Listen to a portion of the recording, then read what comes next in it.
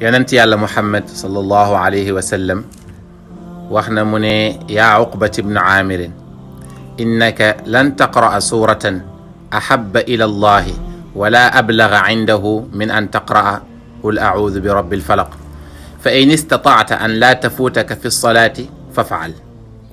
saxaabi bi ñuy wax Uqbat ibnu Aamir wax nañu mu ne yonent bi sallallahu alayhi wa sallam nee na ko yow Uqba xamal ne jàngoo ci alqur'an saar bu gënal yàlla ak saar bu gën a matale ca yàlla ko qul a'uudu bi rabbil falaq mooy avant dernière suuraat. kon ci suuraat yi suufe yi la bokk, waaye gis nga yenent bi taggee na ne jànguñu ci alqur'an suuraat bu gënal yàlla te gën a matale ko qul a'uudu bi rabbil falaq. ñu góorgóorlu ñu mokkal ko, mokkalloo ko suñuy doom, mokkalloo ko suñuy rakk ak suñuy jarbaat. ñu jàng aaya bi wala ñu jàng saar bi jàngee ko ndànk ba nit ñi mën cee topp, ndax ñu bari dañuy foog ne mën nañ ko fekk des na.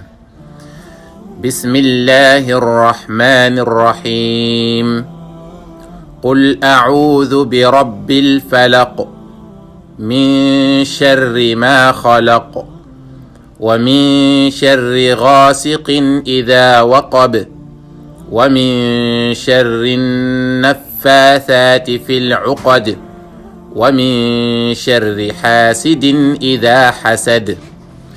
sadaqallahu alazim. saar la bu am solo. yàlla dafa ne yow yenent bi sallallahu alayhi wa sallam a'uudu bi rabbil falaq, waxal maa ngi muslu ci yàlla bi nga xamante ne moom fajar. firi yi bëri nañ foofu noonu, mais moom fajar. min sharri ma xalaqa, maa ngi muslu ci moom ci lépp lu mu sàkk te mu am ay, maanaam ci ayab lépp lu mu sàkk, maanaam ci musibaam.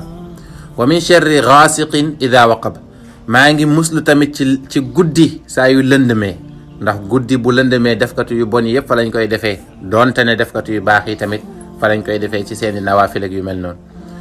mu ne wa min sharri naffaathaati fil uqad, maa ngi tamit muslu ci ñi nga xamante ni dañuy ëf, jigéen ñi nga xam ne dañuy ëf ci seeni fas, maanaam njabarkat yi ñi nga xam ne dañuy jabar. ñu ci gën a bon, jabar yi ci gën a bon mooy boo xamante ne màggatab jigéen moo koy def. yàlla ne yenentu bi ne muslu ci ñooñu. mu ne wa min sharri xaasidin ida xasad, maa ngi muslu tamit ci ku iñaan saa yu dogoo ci iñaanam. kon muslaay bu rëy la, nañ ci bàyyi xel, jàng ko, jàngal ko suñuy doom. te yenentu bi nee na Uqba boo mu ne saa yoo julli nga def ko sax nanga ko def, kon jarul